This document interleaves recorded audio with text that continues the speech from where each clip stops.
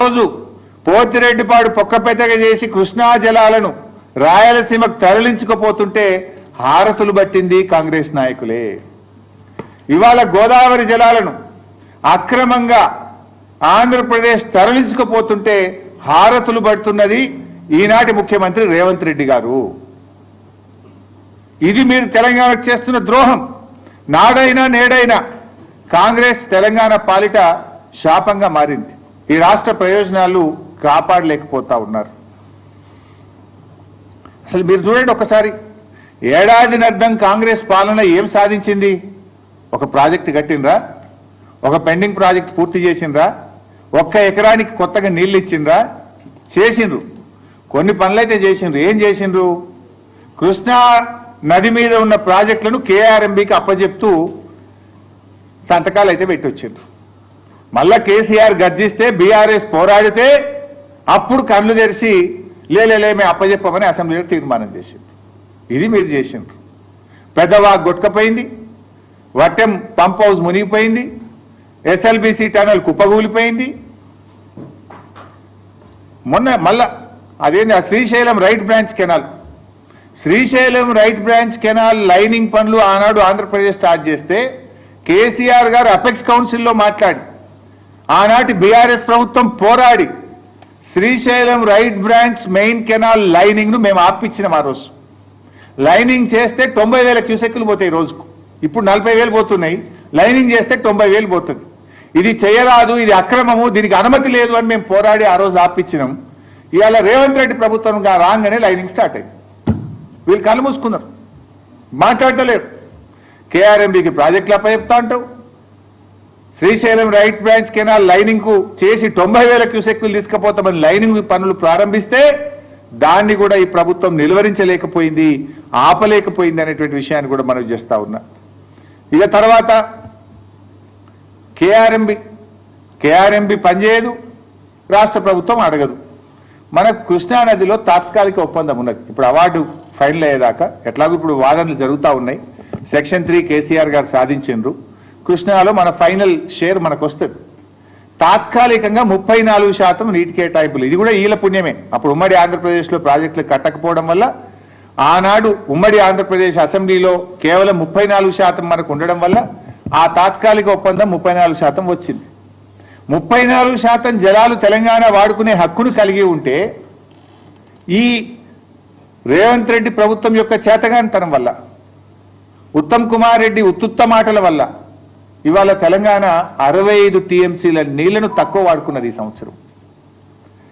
We are able to use only 27%, ever lowest after formation of the state. Telangana రాష్ట్రం ఏర్పడ్డ తర్వాత ఏ సంవత్సరం కూడా కృష్ణా నదిలో ఇంత తక్కువ నీళ్లను వాడలేదు. ఎప్పుడైనా 34, 35, 36, 38 వాడినాం. కానీ రేవంత్ రెడ్డి ప్రభుత్వం యొక్క పట్టింపు లేకపోవడమా, పరిపాలన సామర్థ్యం లేకపోవడమా, లేదా గురుదక్షిణ చెల్లించుకోవడంలో భాగమా, కారణం ఏదైనా 27% నీళ్లను మాత్రమే తెలంగాణ ప్రభుత్వం వాడుకున్నది. రోజు పెద్ద పెద్ద మాటలు మాట్లాడతావు కదా ఉత్తమ్ కుమార్ రెడ్డి, దీని మీద ఎందుకో మాట్లాడవు? చెప్పిందే చెప్పి అబద్ధాల పాట పాడుతుంటావు కదా కాళేశ్వరం మీద. ఇక నువ్వు ఫెయిల్ కాలేదా? నువ్వు అసెంబ్లీలో 6 ప్రాజెక్టులు పూర్తి చేస్తే 6,50,000 ఎకరాలకు ఇస్తా నువ్వు మొదటి ఏడాది అర్థమైంది. 6,000 ఎకరాలకు కూడా నీళ్ళు ఇయ్యలే. అంటే ఇట్లా మీరు చూస్తే కేఆర్ఎంబీ మీద ప్రాజెక్టులు అప్పచెప్తారు. కృష్ణానదిలో మనకు 34% వాటా ఉంటే కేవలం 27% వాడి 65 టీఎంసీలు ఈ సంవత్సరం తక్కువ వాడుకున్నాం. అందువల్ల ఇలా ఖమ్మంలో పంటలు ఎండినాయి, నల్లగొండల పంటలు ఎండినాయి, సూర్యాపేటలో పంటలు ఎండినాయి, మహబూబ్ నగర్లో పంటలు ఎండే పరిస్థితి ఏర్పడ్డది.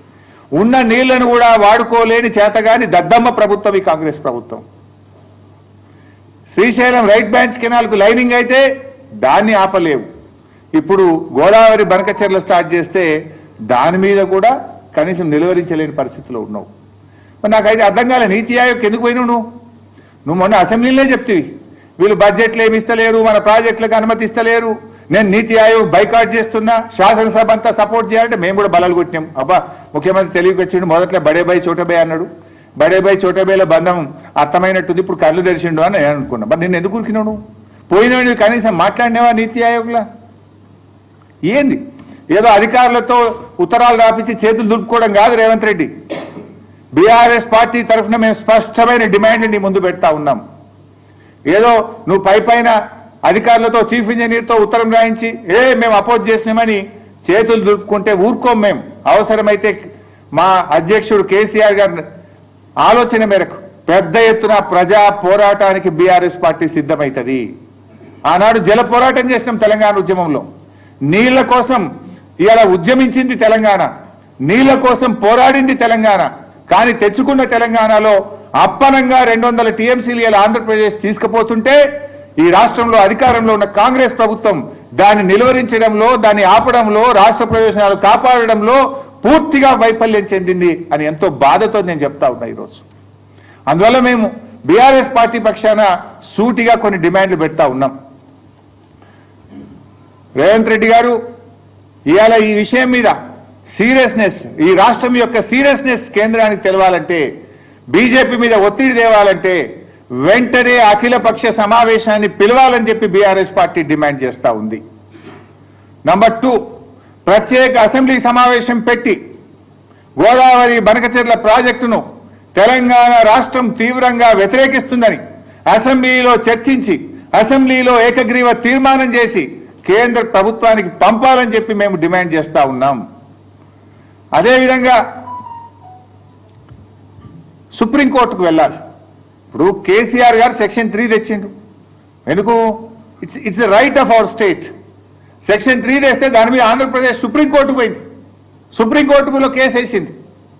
అది మన హక్కు మీదనే వాళ్ళు ఆ రకంగా కేసులు వేస్తే, ఏ హక్కు లేకుండా ఏ అనుమతులు లేకుండా వాళ్ళు గోదావరి బంకచెర్ల కడుతుంటే, కేంద్ర ప్రభుత్వం నిధులు ఇస్తుంటే నువ్వు సుప్రీం